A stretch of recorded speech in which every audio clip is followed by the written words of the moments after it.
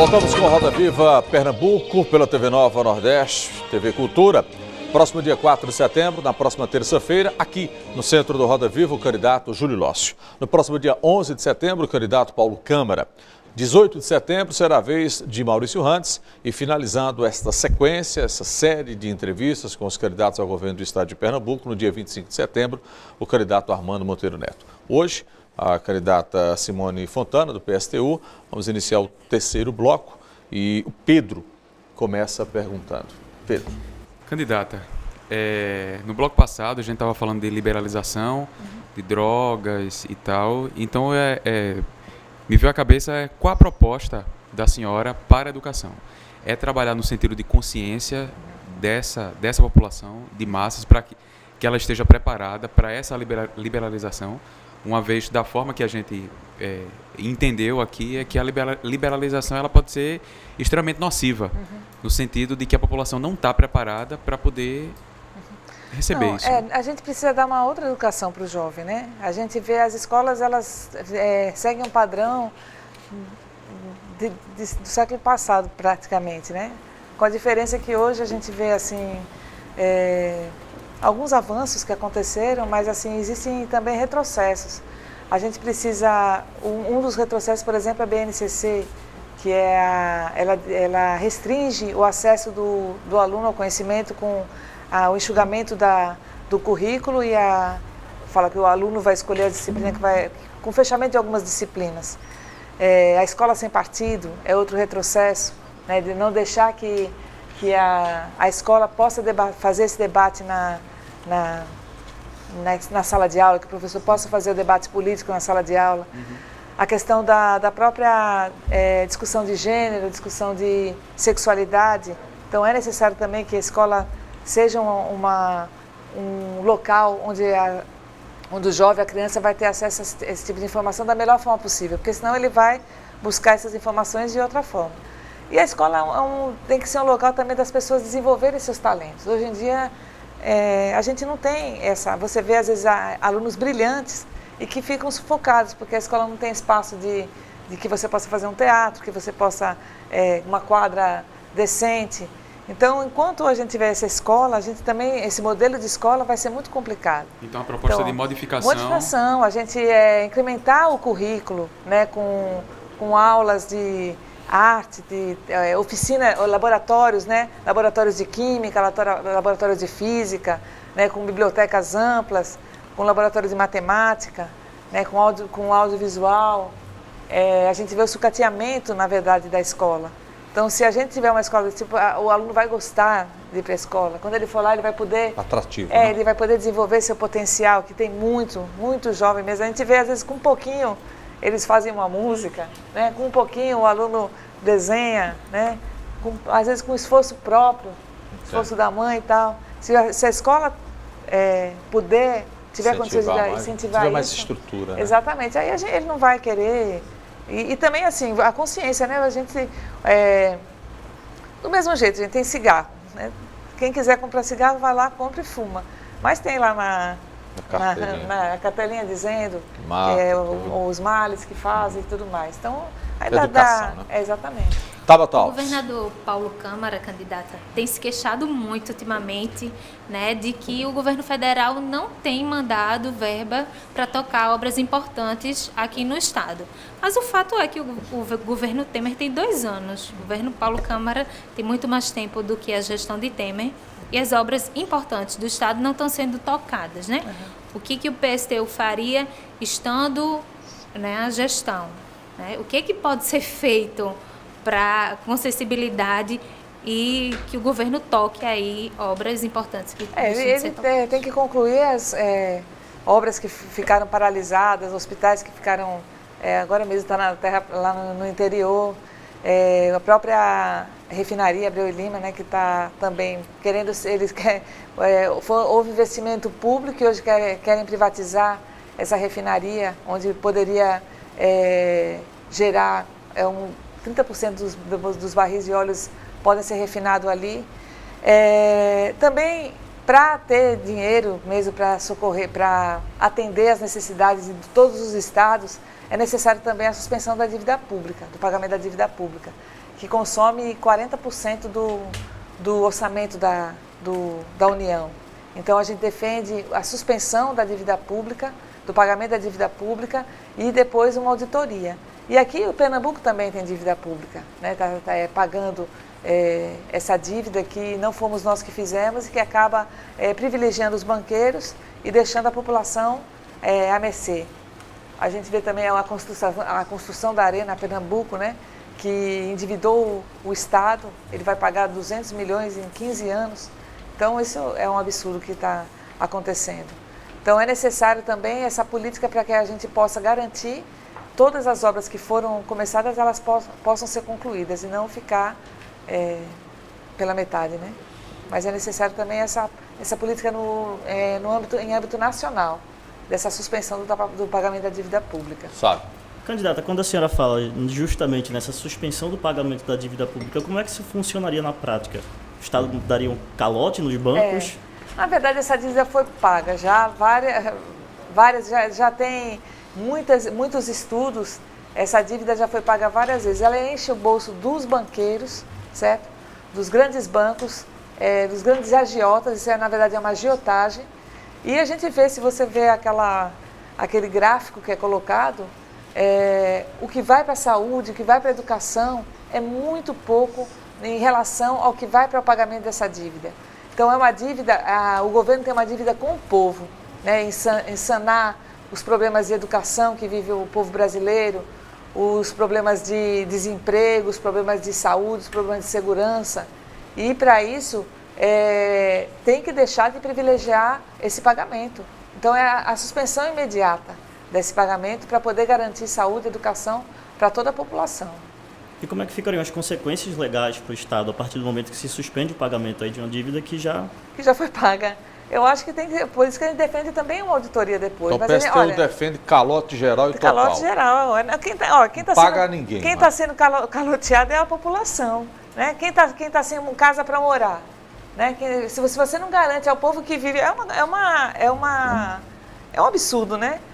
É um absurdo você ter uma população que vive sem casa para morar, que vive sem terra para plantar, que vive com escola sucateada, sem acesso à educação, saneamento básico. Foi tocado aqui. E a gente pagando, enriquecendo ainda mais esses banqueiros, né? Foi tocado aqui pelos colegas da mesa a questão das armas, e a senhora tem um posicionamento, o PSTU defende a liberação. A questão das drogas também foi tocado aqui. O estado de Pernambuco tem quase 30 mil presos. A população carcerária do estado cada vez crescendo mais. Não tem como acomodar essas pessoas e cada vez mais isso é um problema para o estado. Baseado na liberação das armas, na liberação das drogas, o PSTU quer liberar os detentos também? A gente tem que ver o que está acontecendo para ter tanta gente encarcerada, né? Então, eu acho que parte do que a gente foi colocado, né? Do fracasso do capitalismo, né? Eu acho que dos pontos mais gritantes do fracasso que é esse sistema é o encarceramento de seres humanos, né? Quantos estão lá? E o fracasso mostra que quanto mais presídio tem que se construir, né? Inclusive o presídio que Paulo Câmara começou a construir está lá abandonado, teve uma empresa que entrou, a empresa levou dinheiro, aquela coisa toda, né? Que a empresa privada quando entra é para ganhar e depois desaparece. Na verdade existe realmente uma superlotação. Eu trabalhei, né, em presídio como professora há 2 anos e a gente vê a situação, muitos jovens que se envolvem com droga, se envolvem com tráfico, então estão lá por conta disso. Pequenos roubos, né, que eu não vou defender, mas assim... E essas pessoas não têm saída para elas. Ali elas só têm uma saída, que é... É morrer, né, ou virar um bandido perigoso. Então ela não dá saída para quem está lá. Mas a política do PSTU seria de desencarcerar, Desencarceramento. Eu li uma pesquisa que, não sei se foi em Pernambuco, mas eu acredito que tenha sido no Brasil, que o encarceramento das mulheres de 2010 a 2014 aumentou 600%. E isso muito relacionado com o tráfico de drogas. Então, é necessário a gente desencarcerar. A gente vê e quem está lá também são as pessoas mais pobres, né? São os pobres. Os ricos, né? Inclusive a Lava Jato prendeu muitos e soltou logo em seguida. Estão com suas tornozeleiras, estão em casa, estão usufruindo do seu roubo, pagando advogados caros com o roubo que fizeram do dinheiro público. Então a gente precisa realmente fazer... muitos estão lá também sem condenação, então o PSTU sem julgamento. Desencarcera, solta todo mundo, dá arma a todo mundo e libera a droga. Não, eu expliquei bem direitinho, né? Como é que seria calote na dívida pública, autodefesa da população, desencarceramento. Responsável. Desencarceramento responsável, lógico, a gente vê quem realmente... É uma rebelião social. Exatamente. É isso que a gente defende. É necessário uma transformação. Mas o termo é esse mesmo, rebelião social. A gente precisa de uma rebelião mesmo. A gente precisa de uma rebelião. Priscila. Eu tenho uma pergunta sobre desenvolvimento também, né? A senhora tem colocado em alguns momentos essa questão da isenção fiscal para as grandes empresas como uma lógica, e realmente tem sido a lógica do desenvolvimento na maioria dos estados brasileiros, né? Qual seria uma proposta alternativa a isso, levando em consideração também essa lógica federativa no Brasil, né? De arrecadação e distribuição de impostos? Como é que o PSTU imagina um modelo federativo que possa romper com essa lógica, né, de distribuição dos recursos e pensar um modelo não com isenção fiscal para os grandes? Inclusive, assim, existe incentivo fiscal, isenção fiscal. Os trabalhadores dessas empresas que foram altamente beneficiados com esses incentivos, eles tratam muito mal seus trabalhadores. Então, um trabalhador, um operário da Fiat, por exemplo, ganha R$5 por hora. Existem acidentes de trabalho, morte. Houve morte agora na fábrica em Goiânia. Então, esse modelo que privilegia e a remessa de lucro vai para o exterior. Hoje, o Pernambuco, o Brasil, vive uma verdadeira recolonização, né? As empresas, grandes empresas aqui de Pernambuco foram vendidas para o capital internacional, né? O Bom Preço, que tinha orgulho de ser nordestino, hoje é Walmart, né? A gente vê o Bandep virou Banco Real, depois virou Santander. A Celp, né, foi privatizada, está na mão de uma espanhola, se não me engano. Então, assim, existe hoje uma recolonização. O Brasil exporta matéria-prima e importa, né, produtos transformados, né, para aqui para o Brasil. Então, na verdade, é isso que está acontecendo. Então, a gente defende a estatização das empresas que... Privatizar jamais, para o PSTU. Não, jamais, né? Contra mesmo aquelas empresas que não funcionam, a gente sabe que no serviço público tem empresa que não funciona muito bem. Às vezes a privatização, talvez usam muito o caso da telefonia, né? Sempre muito bem usado isso quando se fala em privatização. Não sei se é um case de sucesso ou não. Mas para o PSTU privatizar nunca. Nunca. Não, e a privatização da telefonia, ela encareceu, né, as ligações. Agora, o avanço que houve na telefonia não tem a ver com a privatização, teve a ver com o avanço tecnológico, né? Houve um avanço tecnológico que permitiu a telefonia a chegar em, né? Isso não impede de uma empresa estatal. A empresa estatal tem que ser bem gerenciada também. Então, a gente defende que os trabalhadores controlem através de eleição dos seus dirigentes. E não, a gente vê as estatais, a gente viu que a Petrobras, né, privilegiando corrupção. Agora, candidata, uma curiosidade. Se fala, claro, tudo do ponto de vista hipotético, se a senhora consegue chegar ao governo do estado de Pernambuco, como é que a senhora vai compor um secretariado? Como é que a senhora vai trabalhar toda a máquina do governo? O PSTU tem quadros para isso? Sim. Ou o PSTU iria apelar para os outros partidos, para o PSOL, para o PCO, para os partidos mais chegados? Não, na verdade, isso é uma prática dos políticos, né? Eles fazem as amplas alianças, né? A gente viu golpistas e golpeados juntos, né? Nessa aliança de Paulo Câmara. Tem sido natural isso. Armando Monteiro, no passado, estava defendendo o PT, hoje continua defendendo, né? Mas com outro presidente, com outra composição. Enfim, né? E depois, quando eles assumem o governo, aí eles vão lotear os cargos, né? Vão ter que distribuir entre os partidos as alianças que eles fizeram, né? Aí vem a confusão. Nós defendemos um governo baseado nos conselhos populares. Tá. Então, a gente defende quem vai... quem vai governar no PSTU na verdade, são os conselhos populares. Os conselhos populares, através da organização Saúde, da classe. educação, aí a comunidade que vai governar. A comunidade junto com a gente. Parece com o OP do PT, o orçamento participativo. Sendo que o orçamento participativo do PT, você só decidia por 2% do orçamento. Eu tenho uma colega professora, Eulina, ela participava muito, ela tinha muita fé no orçamento participativo. Hoje ela comentou comigo, a quadra que eu queria na escola até hoje não fizeram. Porque ficava uma comunidade disputando com outra, né? Onde é que a gente vai fazer a escola, onde é que vai fazer a creche. Então, a gente defende que os conselhos populares se organizem e eles definam, né, o que fazer. Roberto. Candidata, o PSTU foi forjado dentro dos movimentos sociais. E o que a gente vê dentro dos movimentos sociais é um déficit muito grande. É um movimento voltado à questão da moradia. E como é que a senhora pretende resolver essa questão da moradia, né? A senhora falou no início que ensinou, foi professora lá no Pina, né?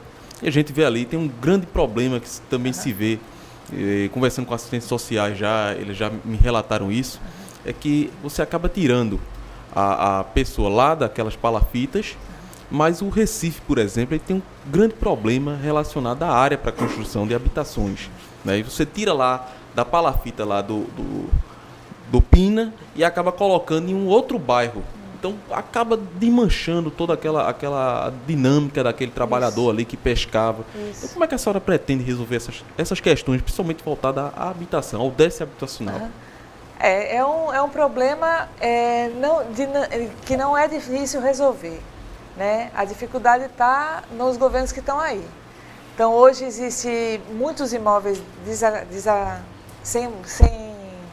sem ninguém morando, vazios, né? Muitos imóveis vazios, podendo ter utilidade social, principalmente aqueles imóveis que têm dívida de IPTU. Terrenos, olha, o que aconteceu no Pina foi um absurdo, porque o que derrubaram de casa ali para construir o Shopping Rio Mar não é brincadeira. Então, as indenizações são uma migalha, né? E está lá, não conseguiram aquele terreno todinho para construir um shopping, né? Inclusive aterrando mangue e tudo mais. Então, quando quer terreno para grandes construções, todo mundo consegue. Agora, quando é para o povo morar, não tem. E aquelas palafitas que saíram lá de Brasília Teimosa, que inclusive foi um dos da política do governo Lula, eles tinham terreno lá em Brasília Teimosa para construir. Inclusive, hoje em dia está construído lá o JCPM. Né? Lá era um terreno que foi da Amorim Primo, depois saiu, ficou lá vazio um tempão e podia ter colocado o pessoal das palafitas lá. Então, aqueles que saíram das palafitas foram para o Cordeiro, muitos voltaram, porque tinham no mar sua sobrevivência através não só da pesca, mas também de vender com carroças, né, na praia para vender cerveja, tudo. Então, as pessoas foram para o Cordeiro e não tinham como sobreviver.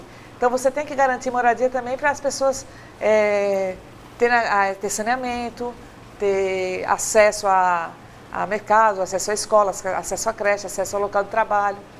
Hoje a gente tem também a comunidade de Novo Horizonte sofrendo muito lá com a falta de saneamento. A gente tem uma candidata, Deise, que é uma liderança comunitária lá. Houve uma grande luta também para não expropriarem aquelas terras, aquelas casas. O que acontece hoje o governo vai no sentido contrário, é de desapropriar quem está morando. Ele fez isso em Camaragibe, com o pessoal lá próximo da Arena. Eu fiquei muito assim comovida. Teve uma pessoa que adoeceu e morreu porque ele perdeu a sua casa que ele construiu há muitos anos. E nada disso é visto. Essas pessoas estão até hoje sem ter onde morar, recebendo esses auxílio moradia de migalha. Então uma situação bastante sensível que tem que ter muita luta, né? Enquanto a gente não conseguir um outro governo, uma outra sociedade, a população vai ter que continuar ocupando o terreno. A gente também, sábado, estavam com o pessoal do Portelinha, uma comunidade que existe ali no IPCEP. Também vão fazer 11 anos que ocuparam lá e até hoje não tiveram a legalização das suas casas. Então, são situações que a gente vê isso no Recife, em Pernambuco, no Brasil, que é inadmissível nos tempos de hoje a gente ter uma situação dessa acontecendo. Então, construção de casas populares, né, construção através de um plano de obras públicas, construção de moradia E também desapropriação desses imóveis que estão aí no centro da cidade, abandonado, com dívida de IPTU e tudo mais. Bom, candidata, vou pedir sua permissão. Mais uma vez a gente vai para mais um intervalo. Daqui a pouquinho a gente volta com o último bloco, a última parte da nossa sabatina, da nossa entrevista com a candidata Simone Fontana, que pertence ao PSTU. Daqui a pouco a gente volta.